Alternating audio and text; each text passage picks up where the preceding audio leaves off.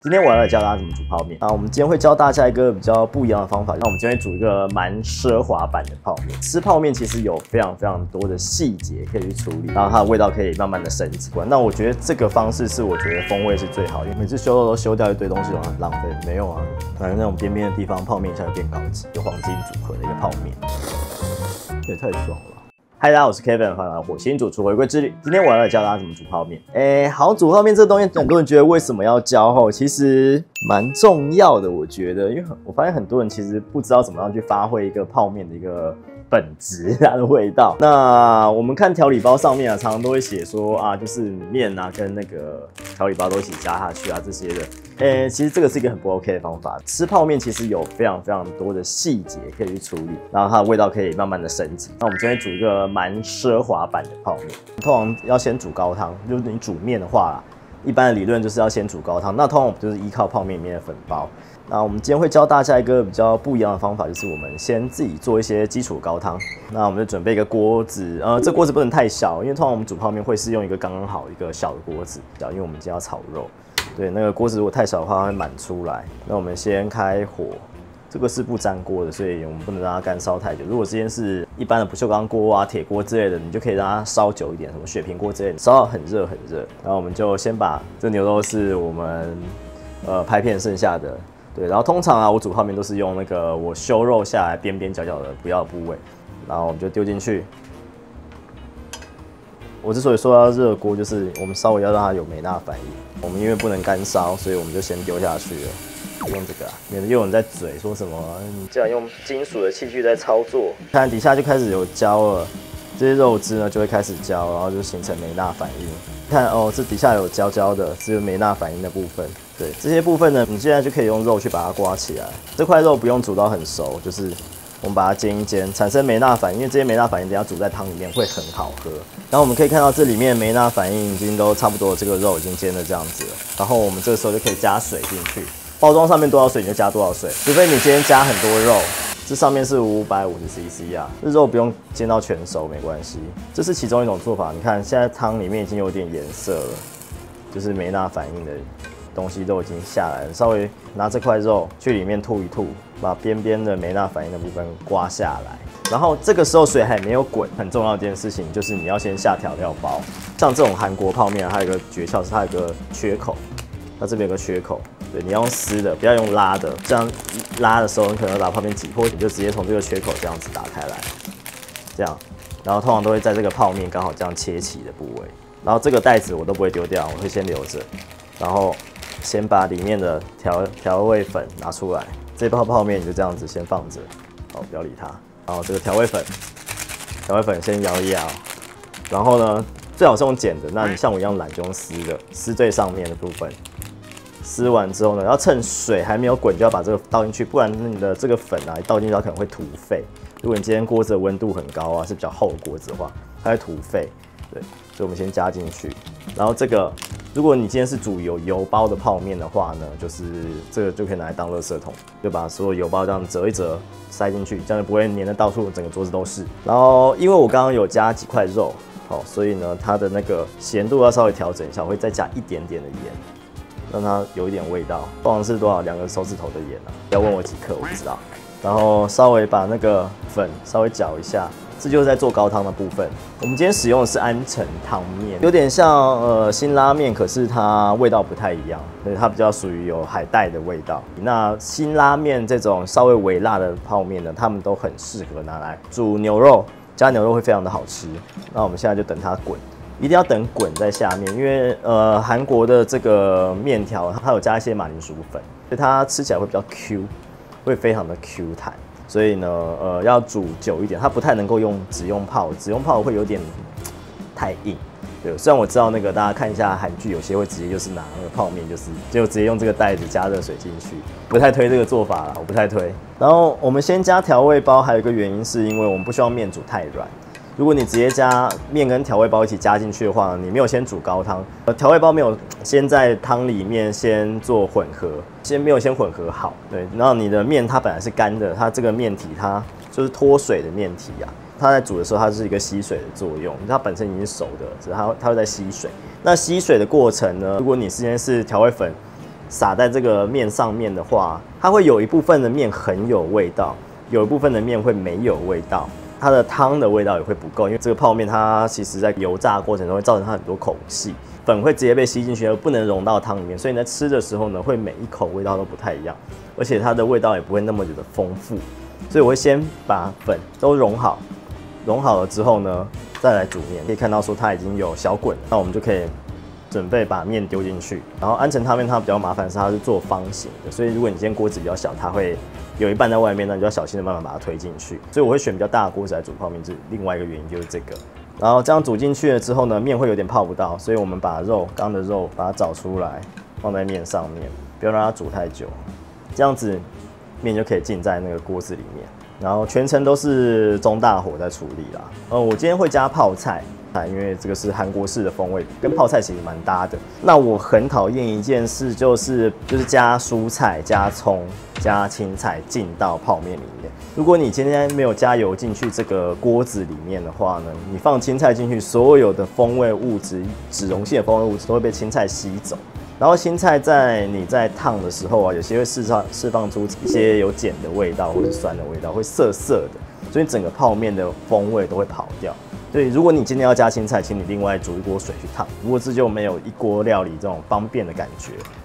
那我们看到这个面块已经开始在软化，里面的海带啊，然后里面的辣椒啊、葱这些都已经软化，就可以。所以我们要先放这些调味包，就是这个原因啊。不然它有时候还没有整个打开来，面就已经煮烂了，那不好吃。煮到这样子稍微有点软了。我们就可以开始加泡菜，因为是泡菜，它的维管束已经被破坏差不多，它是腌制过的，所以它不太会去吸油了。对，那这个泡菜你也可以在炒肉的时候一起炒，它会有另外一种香气，也可以最后再加泡菜。可是我喜欢先加那个泡菜，把味道给煮到那个汤里面去。然后接下来我们今天使用的这个是有机的鸡蛋。雅致农场的鲜有蛋没有业配啊，就是我蛮喜欢他们家的蛋，虽然很贵，可是因为他们是有机的鸡蛋，然后又有动物福利，双重认证，所以还不错。虽然一颗20几块，蛮贵，不便宜，可以去像一些比较贵的超市里面去买，或者直接上他们的官网去订这样子。然后我们就打开来，然后这个有趣的是，它外包装的里面还有附一个他们怎么样养鸡的，友善的养鸡，让鸡可以过得快乐。对他们连饲料那些都是食品级的有机饲料，大家可以支持一下，努力坚持的小农。加1颗到2颗的蛋，那我自己喜欢加2颗。然后我加的方式呢，我是直接打进去，直接把蛋打进去，然后稍微煮一下之后呢，就把蛋黄给打散，然后去跟面条去做混合。如果你太早下蛋的话呢，面条会被蛋白纸包裹住，就会有点煮不进去，那它会比较 Q 啦，就看个人的选择这样子。但是你加了蛋之后呢，这种偏有一点辣味的这种泡面呢，吃起来它的辣味就会比较温润。对，如果你不是像有些人喜欢那种爆辣感觉的话，然后你当然也可以就是煮荷包蛋啊什么的，水波蛋这些直接丢进去，不要去弄它。对，有些半熟蛋，那看个人的习惯。那我觉得这个方式是我觉得风味是最好，因为那个蛋白啊这些会把整个汤里面的风味都融在一起，然后会有点稠稠的感觉。好，这已经快要好了，所以呢，最后我们加这个肉片，1片、2片、3片。那你们可以不要加那么多啦。丢进去之后呢，拉，然后关火。不用等它全熟，就直接放进去，然后拉一拉，用面的余温去处理它，同时它也可以降低面的温度。这一锅看起来就是有点怪怪的，卖相没那么好，可它很好吃。肉这样烫的半熟，然后又有蛋这样子混在一起的一个感觉。这还有一个重点，就是很多人会煮好面之后，他会把面拿去装在碗里面，装在陶瓷的碗里面，这个是一个蛮 NG 的一个状况。我会建议说，面煮好就是放在金属容器里面，最好是原来那个锅子。那为什么要放在金属容器里面？重点就是呢，我们希望它快速散热，不要那么烫。如果它一直装在像陶瓷的这种碗里面呢，虽然陶瓷一开始有吸热，可它保温性也很好，面就容易吃到后来就是烂糊糊的。那这样子去做呢，你就比较能够控制面的软度，而不会一直闷在里面。然后金属因为它散热比较快，它比较不会把热度闷在里面。这样子，简单的一个高级煮泡面法就这样完成了。然后同时你看有泡菜的酸味啊，然后肉的鲜味啊，还有它本身料包的味道，这是一个我很喜欢的煮泡面方式。好，那现在到了吃泡面的时间，这算是我平常中午会吃的东西。如果今天心情也不好的话，我就会煮一个这个东西来吃。通常会先喝汤，因为你看它的那个汤量其实不多，因为我们加了蛋进去，它整个汤量就会变少，就吃起来比较稠一点。哦，超赞的，那个鲜味真的很棒，有牛肉的鲜味，然后还有它本身就偏海鲜汤面的这种鲜味，可以吃个蛋。赞赞赞，然后肉片，这也太爽了吧。然后如果你觉得腻的话，就可以配一点点这个泡菜。泡菜我会准备一些冷的，没有煮的，因为你觉得如果太烫的话，你就可以搭配着吃，就会有一点不同的风味在里面。有冰火五重天吗？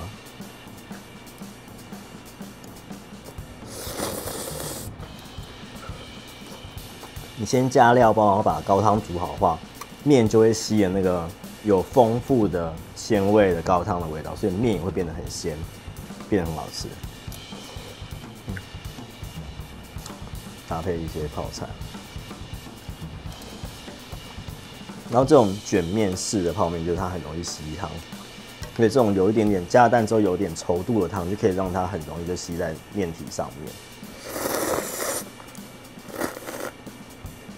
这个是肉块，一开始拿来煮汤的肉块，我们把这么好的都拿来当做煮汤的底料，有点好笑。所以我们有2种肉片，一种是厚的，然后拿来煮汤的，慢慢让它煮进去；一种就是这种薄的，厚的就有那种炙烧的表面，有梅纳反应的表面，这个就是它原本的清甜味。然后像这种啊，我就不会把这个筋修掉，筋我会留着。因为这个筋可以让泡面的口感变得比较有趣一点，反正它是切薄片就还好。就大家觉得说啊，每次修肉都修掉一堆东西，好像很浪费。没有啊，你可以吃啊，你可以拿来炖煮啊，煮泡面，反正那种边边的地方，泡面一下就变高级。这个煮法水就会感觉比较少一点，这样是跟泡面感觉不一样。那个泡菜加进去，整个汤的味道很好，所以整个味道是融合，因为会有甜味，然后鲜味，然后微微的酸味，可以加不同的泡菜，像什么韭菜泡菜啊、葱泡菜那些都可以。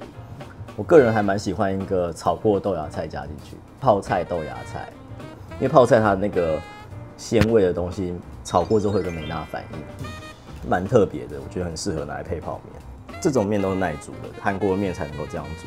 现在已经是不用吹，可以直接就直接吹进去的温度了。可是用锅子是很重要的，你要让它散热，所以是比预想中还要好吃的泡面。我觉得用这种方式就可以很容易去处理你的面要多硬这样子，看个人喜好。真的可以一直吃，就先前那个肉的那个腻都不见了。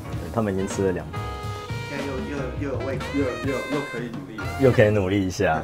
这种煮法就可以让一个很简单的东西，就你可以很快速的享受一个非常多风味，而且味道很丰富，而且吃起来非常饱的一个料理。泡面它在制作的时候，本来就希望大家可以快速啊。虽然台湾叫泡面，这个一定要用煮的，到底说一定要用煮的才会好吃，用泡的不会那么好吃，真的，因为它那个粉料包都要煮过之后会好吃很多。因为它的包装上面其实都写，就用煮的啦，用煮的，对，尽量不要用泡的，泡的味道会少很多很多。